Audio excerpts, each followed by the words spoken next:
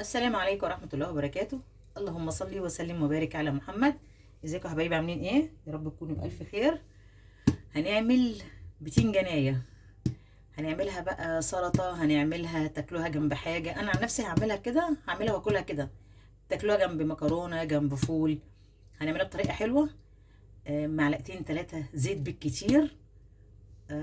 يلا كده مع بعض نشوف هنعملها ازاي. نسمي الله ونصلي على الرسول.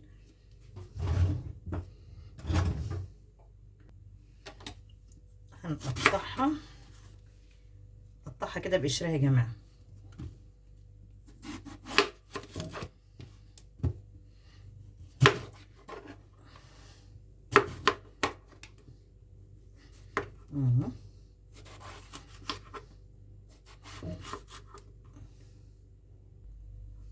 قطعناها كده مكعبات بالشكل ده. هنجيب بقى يعني تاخد لها حوالي 5 طماطميات وقرن حراق وقرن رومي، هنقطعهم صغير. قطعنا برضو الطماطم اهي والقرن الحراق والقرن الرومي كله مكعبات. يلا بقى على النار كده نشوف هنعمل ايه. يلا بينا. طاسه كده سخنه، ننزل كده بشويه زيت، 3 معالق اهو.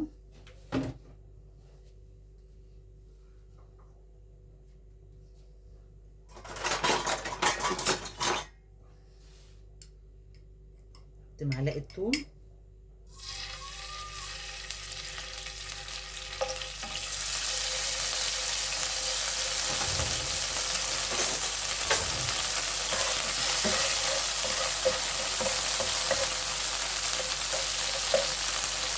يا سلام على الريحه. معلقه خل، يا سلام. ننزل بقى بالطماطم الخضار بتاعنا،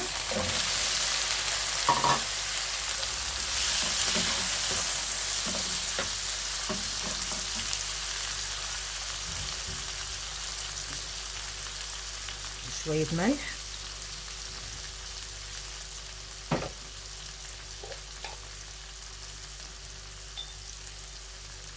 فلفل،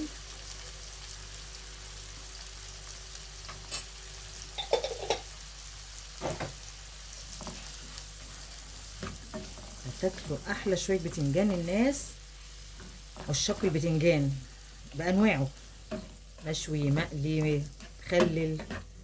الطريقه دي هتعجبكم قوي. ننزل بالبتنجان كده اهي. جربتوا الطريقه دي مش هتقلوا تاني بتنجان، تعجبكم قوي، خفيفه وطعمها حلو قوي. بتتاكل باي طريقه، لوحدها ماشي، جنب فول، جنب مكرونه، بكل الاحوال شغاله يعني.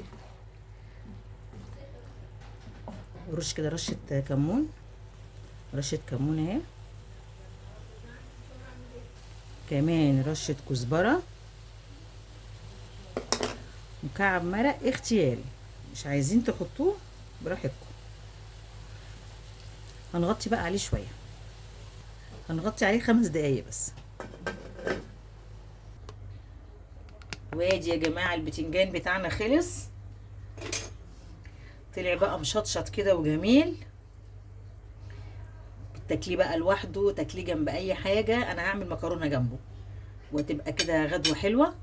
وربنا يحسن ما بين ايديكم، والف هنا وشفا للي يعملها. متنسونيش في دعوه حلوه. مع السلامه في فيديو جديد.